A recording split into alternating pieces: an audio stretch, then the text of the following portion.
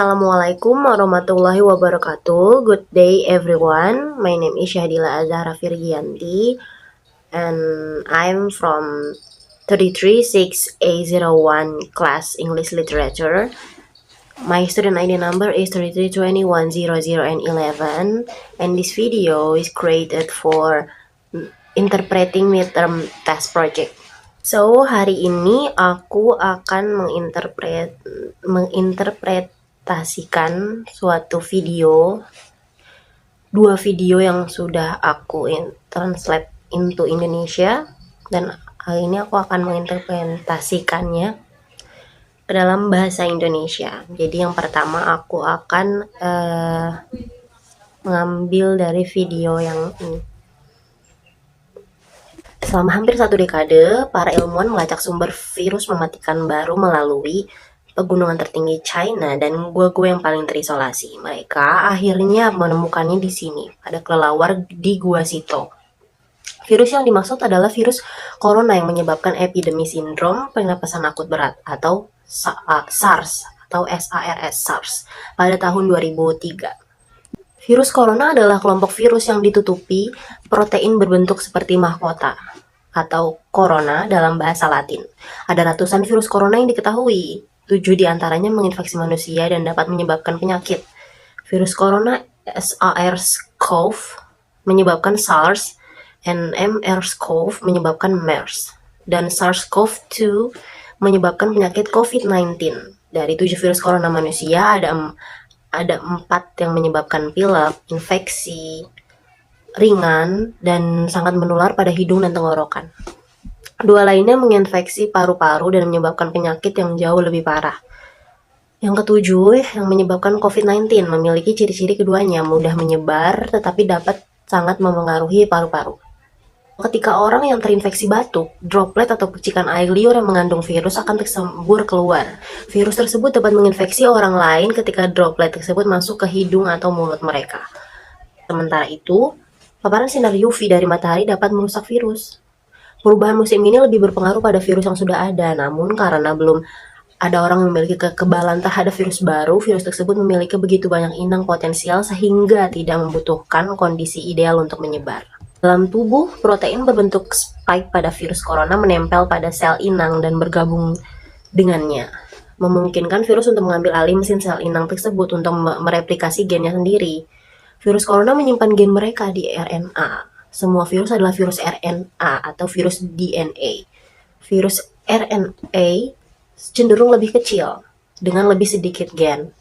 Artinya mereka dapat menginfeksi banyak inang dan bereplikasi dengan cepat di inang tersebut. Secara umum, virus RNA tidak memiliki mekanisme pemeriksaan kesalahan, sedangkan virus DNA memilikinya. Jadi ketika virus RNA bereplikasi, kemungkinan lebih besar terjadi kesalahan yang disebut mutasi. Banyak dari mutasi ini tidak berguna atau bahkan berbahaya. Tetapi beberapa membuat virus lebih cocok untuk lingkungan tertentu, seperti spesies inang baru. Epidemi sering terjadi ketika virus berpindah dari hewan ke manusia. Ini berlaku untuk virus RNA yang menyebabkan epidemi Ebola, Zika, dan SARS, serta pandemi COVID-19.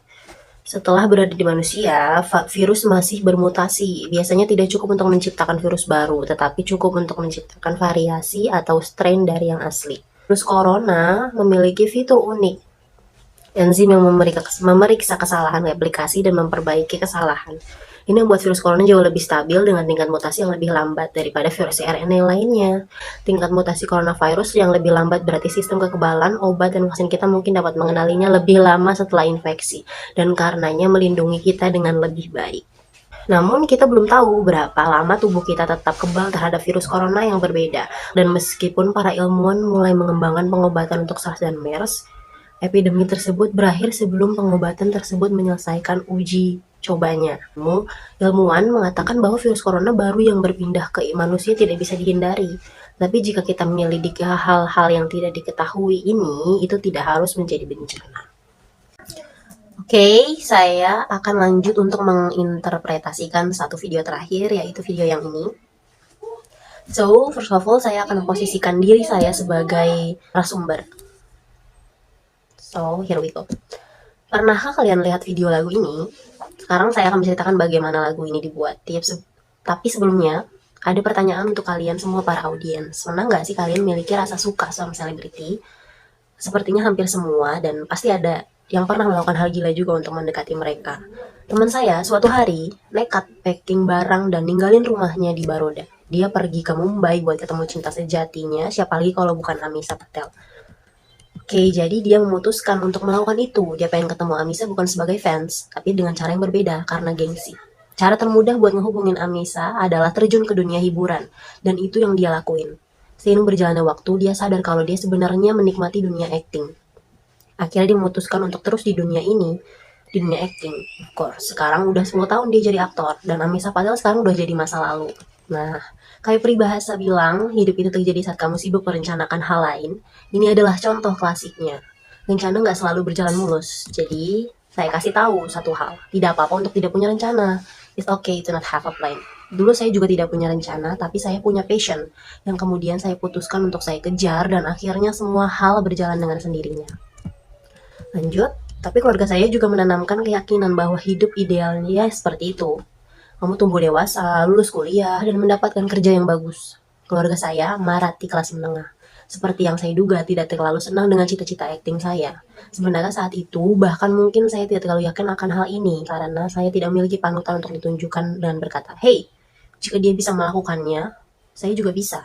Ditambah lagi saya merasa nyaman dengan memiliki rencana. Anda tumbuh dewasa, Anda lulus, dan Anda menemukan pekerjaan yang layak. Ingat?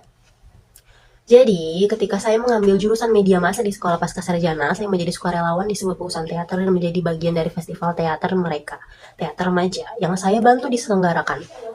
Saya senang karena bisa berada di sekitar dunia teater. Dan keluarga saya senang karena saya melakukan manajemen acara yang merupakan pekerjaan nyata.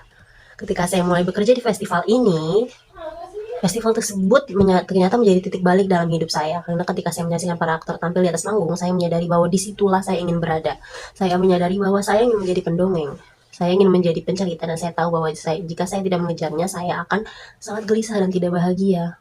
Sebagai orang Mumbai, kami dilatih untuk menghadapi penolakan setiap hari. Terima kasih pada Risa Hawa. Dan Risa Walas ini yang sedang melatih saya untuk menghadapi penolakan tentang audisi, yang perlu diingat bahwa diterimanya kamu di audisi itu bukan sesuatu yang bisa kamu kontrol. Yang bisa kamu kontrol adalah memberikan penampilan terbaik. Nah, kita semua pernah mengalami itu dong. Kegagalan bikin kita mungkin gampang menyerah. Tapi saya harus terus maju dan bersyukur. Dan kamu gak pernah tahu siapa yang akhirnya mengantarin kamu ke tujuan. Dan itu semua terjadi tidak dengan instan. Dan ternyata gak punya rencana apapun itu gak bikin saya gagal kok. Seiring berjalannya waktu, saya udah membangun hubungan pertemanan dan mentor yang selalu menjadi support system utama saya. Mereka mendukung keputusan saya untuk terjun ke dunia web series. Acara tersebut mendapat sambutan yang luar biasa dari seluruh dunia. Orang-orang dari berbagai penjuru dunia mulai menulis pesan kepada kami. Suatu sore yang menyenangkan di rumah, saya lagi memainkan cup, menyanyikan lagu-lagu yang berbeda. Tiba-tiba saya kepikiran buat bikin video, jadi saya telepon teman saya dan bilang, "Bisa ke rumah nggak? Gue butuh orang buat pegang kamera." Dia bawa kamera ponselnya, terus kita rekam video ini di rumah saya upload video ini dengan suara tring-tring sepeda di belakangnya, dan jadilah lagu tersebut. Ternyata hal yang saya lakukan tanpa banyak perencanaan, hanya untuk bersenang-senang, malah menjadi titik balik untuk saya. Video itu membuka banyak jalan baru, memberi saya banyak kesempatan baru yang bisa saya coba ke depannya. Dan banyak dari kita dipaksa membuat keputusan yang sangat penting di awal kehidupan, padahal kita bahkan tidak yakin apa yang ingin kita lakukan, dan itu tidak apa-apa. Dan kalian tahu nggak, beberapa om dan tante yang kepo dan ingin tahu, teman keluarga pernah nanya ke saya, "Kak, kamu kan ilmuwan, kenapa kamu milih jalan ini?" Yaitu sebagai aktor. Kakak perempuan saya memang panutan saya, dan dia selalu menginspirasi saya. Tapi saya nggak harus jadi ilmuwan untuk membuktikan itu. Dan itu nggak apa-apa. Dulu saya pengen sekolah dan kuliah di tempat yang sama kayak dia, tapi ternyata saya sadar nggak apa-apa buat nggak ngelakuin hal yang sama kayak dia. Dia tetap bakal bangga sama saya. Albert Einstein pun pernah bilang, "Jika kamu menilai seekor ikan berdasarkan kemampuannya memanjat pohon, maka ikan itu akan menghabiskan seluruh hidupnya berpikir bahwa dia bodoh." Yang bisa kamu lakukan adalah membuat dirimu sendiri senang, dan itu sangat penting. Oke. So, jadilah pemberani, percaya pada diri sendiri, dan temukan apa yang membuat kamu bahagia. Tapi yang paling penting, belajarlah untuk menerima ketidakpastian. Terima kasih. Oke, that's all untuk project midterm task interpreting saya. Mohon maaf jika banyak kesalahan. Terima kasih untuk sudah mendengarkan. Wassalamualaikum warahmatullahi wabarakatuh.